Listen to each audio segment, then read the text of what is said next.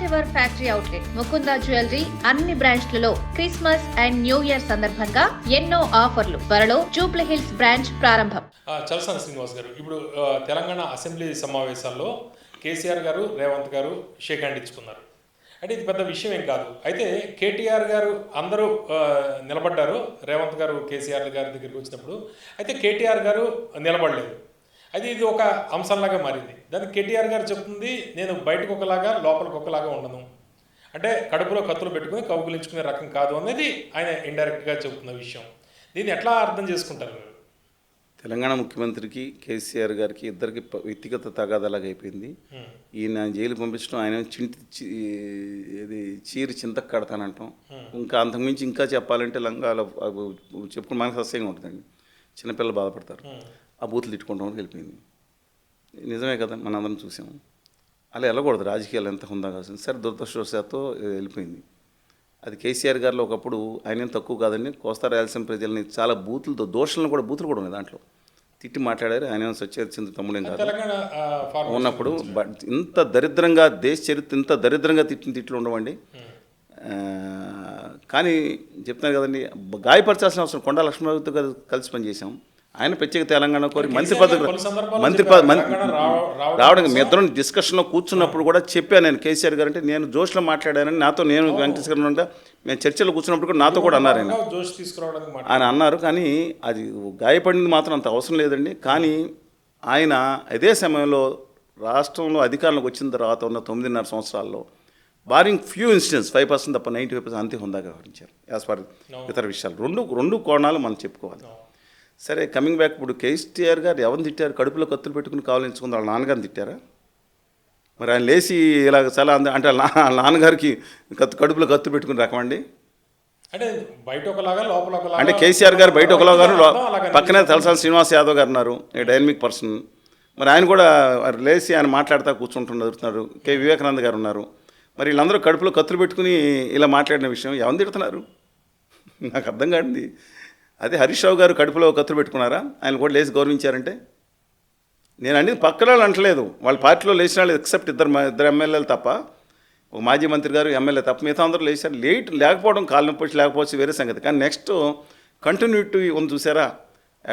But ఒకటండి, కేటీఆర్ గారికి పెద్ద అహంకారిగానే పేరు గాంచారు ఆయన. కానీ అట్ ద సేమ్ టైం ఆయనకు ఉంది చంద్రబాబు నాయుడు గారు, రాజశేఖర రెడ్డి గారు, రోసయ్య గారి హయాంలో జరిగిన డెవలప్మెంట్ ఏదో చూసారా మంత్రివర్గ విషయంలో. ఈ has taken to next level. మనం దేనికి దానికి మాట్లాడుకోవాలి. రాజకీయాలు ఉంటాయి, దీంట్లో ఉంటాయి. రాజకీయంగా ఆయన మొన్న జూబ్లీస్ ఎలక్షన్స్లో ఆయన నెక్స్ట్ స్టేజ్ తీసుకెళ్లారు. నవీన్ గారి విషయంలో ఆయన మాట్లాడుతూ నేను కాదు, ఒకప్పుడు ప్యాంపర్ చేసిన ఆయనే కదా వాళ్ళ నాన్నగారు. కానీ అంటే కేసీఆర్ గారి వ్యవహార శైలి ఎలా అనిపించింది? ఇప్పుడు కేసీఆర్ గారు సీజన్ పొలిటీషియన్ అండి. ఆయన is reached such and stage. Telangana చరిత్ర, రాష్ట్ర చరిత్ర అంతవరకు నోబడి కెన్ ఆయన ఆయన చేయలేని చరిత్ర. అసెంబ్లీలో కూడా ఎక్కువసేపు కూర్చోలేదు కదా ఆయన. అసెంబ్లీ సభ్యత్వం పోతుంది. అందుకే పర్టికులర్ ఎవరు కాదని చెప్పండి. ఇంతకుముందు తీయలేదు, ఈసారి ఇప్పుడు ఎవరున్నారు అక్కడ ఉంది రేవంత్ రెడ్డి గారు. అక్కడ ఇప్పుడు మీకు కనపడేదంతా ఆయన ఉందాతంతోనే ఇలా జనం ఒకవేళ ఆయన కుమ్ముక్కే అయినా నువ్వు కుమ్ముక్కేవా అంటారు. అక్కడ జగన్ రాకపోయినా ఏం చేయలేకపోతున్నారు కదా అక్కడ ఏపీలో.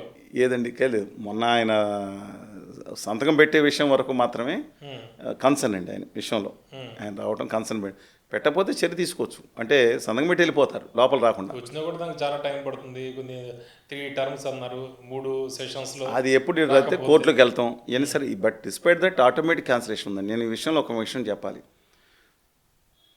ఆ రోజుల్లో మాకు సుబ్రహ్మణ్య స్వామి హీరోగా కనపడేవాడు, డాక్టర్ సుబ్రహ్మణ్య స్వామి. ఎందుకంటే పార్లమెంట్లో రాజ్యసభ మెంబర్గా ఉండగా ఆయన అరెస్ట్ చేయమని ఎమర్జెన్సీ టైంలో ఇస్తే ఏం చేయాలో తెలియలేదు. ఇక్కడ అయిపోతుంది. ఆయన అంతా మధ్యాహ్నం 3 గంటలకు 2 గంటలకు స్పీకర్గా వైస్ చైర్మన్ గారి దగ్గరికి ఇది వస్తుందండి. ఇది అటెండెన్స్ జనరల్గా అవసరం అనుకుంటే చూసుకుంటారు. చూసి దాంట్లో సుబ్రహ్మణ్య గారు సంతకం ఉంది, మొత్తం అంతా దానికి వేలుముద్ర కూడా వేసేటట్టుండే ఆయన.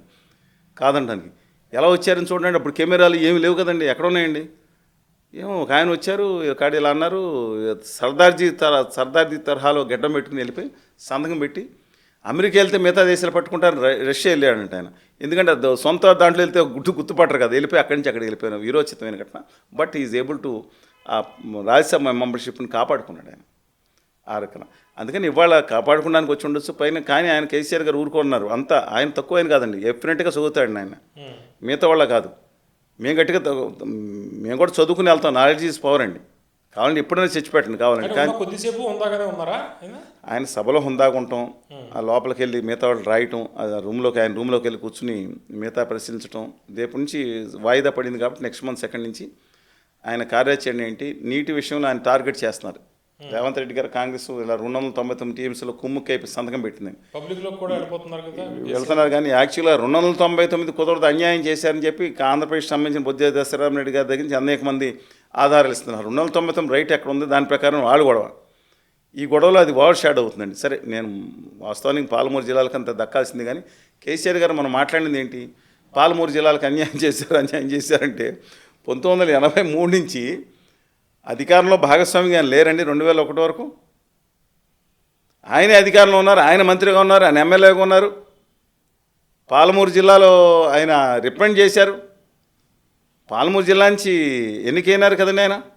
చంద్రబాబు నాయుడు గారి పార్టీ మద్దతుతోనే ఎన్నికైనారు కదా ఆయన, ఎన్నికైంది అక్కడ పార్టీ వాళ్ళు ఈ మద్దతుతో.